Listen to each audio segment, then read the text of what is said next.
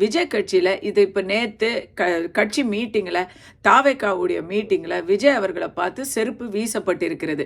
அது எவ்வளவுதான் ஒரு செருப்பு வீசப்பட்டிருக்கிறது. எவ்வளவுதான் நீங்க போலீஸ் தரப்புல அதை மறுத்தாலும் இல்லவே இல்லைன்னு சொன்னாலும் அதுக்கான காணொலியே இருக்கு, ஆதாரம் இருக்கு. செருப்பு வீசப்பட்டிருக்கிறது, அதுக்கு கண்ணால பார்த்த சாட்சி கூட இருக்கு. அதை வீசினவங்க கண்டிப்பா விஜய் ஆளுங்கள்ல உள்ள ஊடுருவியவர்கள் தானே. அதே போல கட்சியிலும் ஊடுருவியவர்கள் இருக்கிறாங்க. இதை நான் 200% சொல்றேங்க. தாவேக்காக்குள்ளவே நீங்க ஊடுருவிய மாற்று கட்சியினர் இருக்காங்கன்னு சொல்றீங்க. பாஜகல திமுக ஆட்கள் இருக்காங்க, 5ஆம் படை வேலை பண்ணிக்கிட்டு இருக்காங்க. அதிமுகவை உடைக்கிறதுக்குன்னு ஒரு ஒர்க் நடக்குது. நாம் தமிழர்ல மட்டும்தான் அவங்க பாஜக இது வரைக்கும் பலிக்கல.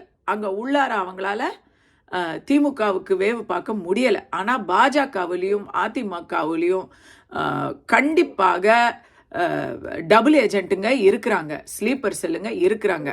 ஸ்லீப்பர் செல்லாம் இல்லை, ஓப்பனாகவே சிலர்லாம் ஓப்பனாகவே தெரியும். விஜய் கட்சி புது கட்சி, அங்கே எல்லாரையும் அரவணைக்கிற, இப்போ எல்லாருமே புதுசாக சேர்ற கட்சி. அங்கே கண்டிப்பாக இவங்க ஆள் வச்சு வேலை செய்கிறாங்க.